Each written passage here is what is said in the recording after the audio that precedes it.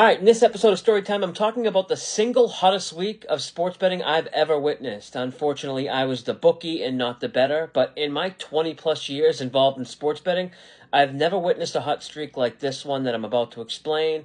And in order to tell this story, I have to explain a certain bet type that's called a bird cage, which is basically just an action reverse, but instead of the traditional two-team action reverse, or A&R as it is for short, a bird cage is with 3 or sometimes 4 teams. And for some reason in the Northeast, especially in the Boston area, it's always called a bird cage. It's a real degen bet type, and it was popular amongst a few people betting with me during my time when I worked as a bookie.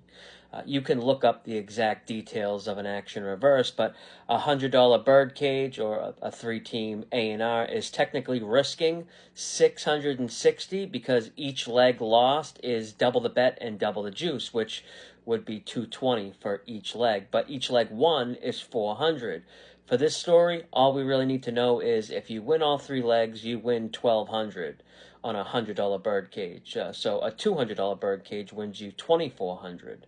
During baseball season, way back in I think like 2005, I was working as an agent for the biggest sports betting operation in the North Shore of Boston. I was expanding and growing my sports book, picking up new customers every week. Quick commercial break here. Have you ever thought about becoming a bookie? If you have any interest or have any questions about starting a sports book and how it all works, I can help you get started. I've been helping people start their own sportsbook operations the past few years. I even train them on how to run a successful sportsbook. You can just DM me or join my Discord for free through the link in my bio, and I'll explain the process of how it all works and answer any questions you may have. Back to the story. Now, one of my new customers was a kid named Mike Kimball. He was a few years older than me. We went to the same high school. We knew a lot of the same people. Now, when I say he had the single hottest week of betting I've ever witnessed, I'm not talking about the amount of money won, because I know bettors and have partnerships with betting groups that win and lose over 6 figures on a weekly basis, but they're also betting 10 or 15,000 per game. This guy Mike was betting 3 games a day, and he would bet the 3 games for $200 straight up on each game, but he was also tying those 3 games up into a bird cage for 200. So for you math wizards out there, him going 3-0 basically would win him $3,000, thanks mainly to the birdcage. Now, on this particular week, Monday, Tuesday, Wednesday, and Thursday, he didn't lose a bet. He went 3-0, 4 straight days, and was up $12,000 basically before I even noticed it.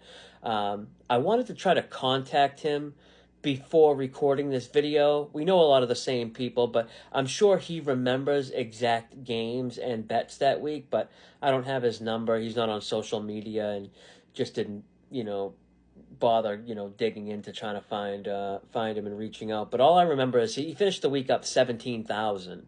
Now, to some of you, 17K might not be a lot of money, but it's all relative.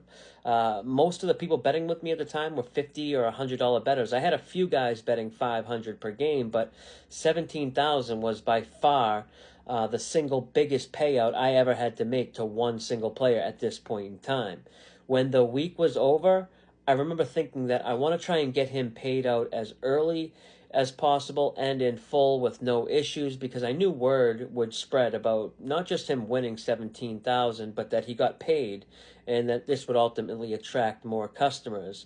I think the total net figure of my sportsbook that week was roughly like $20,000. So that's what I had to go and get from my bosses to pay out the players.